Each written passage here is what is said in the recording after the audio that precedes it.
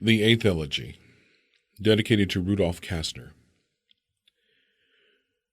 With all its eyes, the natural world looks out into the open.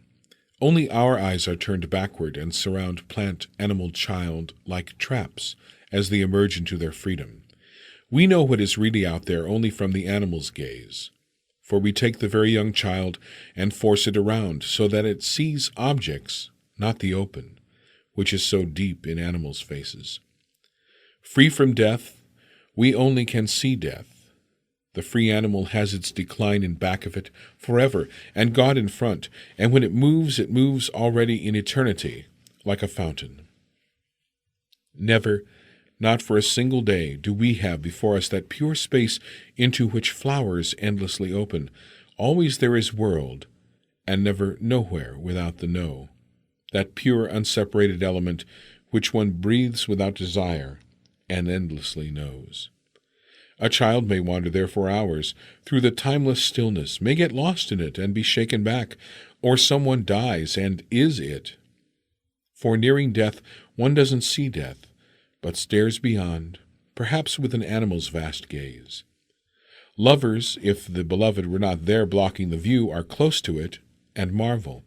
As if by some mistake it opens for them behind each other, but neither can move past the other, and it changes back to world. Forever turned toward objects, we see in them the mere reflection of the realm of freedom, which we have dimmed. Or when some animal mutely, serenely looks us through and through, that is what fate means, to be opposite and nothing else forever. If the animal moving toward us so securely in a different direction had our kind of consciousness, it would wrench us around and drag us along its path. But it feels its life as boundless, unfathomable, and without regard to its own condition, pure like its outward gaze. And where we see the future, it sees all time, and itself within all time, forever healed. Yet in the alert, warm animal there lies the pain and burden of an enormous sadness, for it too feels the presence of what often overwhelms us, a memory as if the element we keep pressing toward was once more intimate, more true, and our communion infinitely tender. Here all is distance, there it was breath. After that first home, the second seems ambiguous and draughty. O bliss of the tiny creature which remains forever inside the womb that was its shelter, joy of the gnat which, still within, leaps up even at its marriage, for everything is womb.